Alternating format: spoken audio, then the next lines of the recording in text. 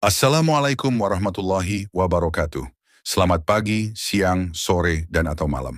Kembali saya menyapa kawan-kawan channel Moneycoin dari balik video ini. Jadi selama beberapa menit ke depan kita akan mereview uang kertas kuno pendudukan Jepang di Indonesia yang dikenal dengan nama uang pisang.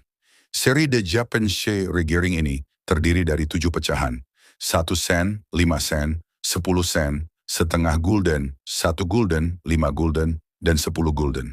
Semua pecahan tertulis dalam bahasa Belanda yaitu 1 sen, 1 gulden, VIF sen, VIFJ gulden, dan sebagainya tertulis dalam bahasa Belanda. Kecuali satu yaitu pecahan setengah gulden yang bertuliskan half gulden. Apakah ini kesalahan pemerintah Jepang saat itu? Bukankah seharusnya bertuliskan 1 half gulden? Bukankah kata half yang sepertinya menggunakan bahasa Inggris?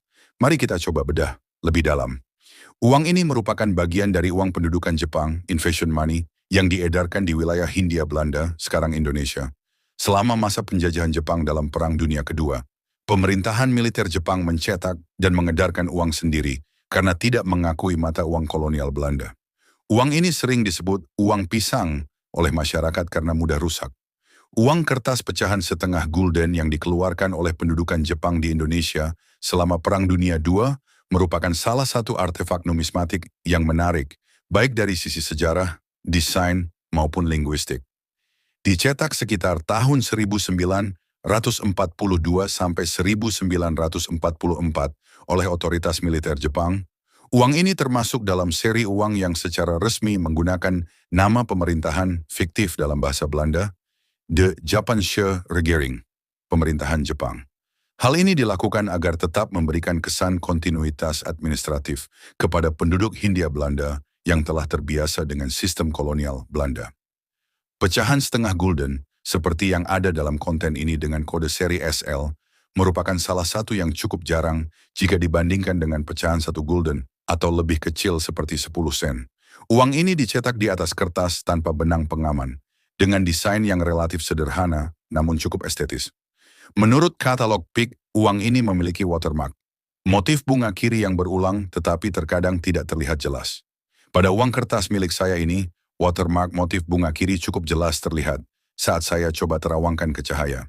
Di bagian depan tertulis secara mencolok nilai nominal half gulden yang menarik perhatian para kolektor uang kuno dan pengamat tata bahasa Belanda. Secara linguistik, istilah half gulden sebenarnya menyimpang dari tata bahasa Belanda yang benar.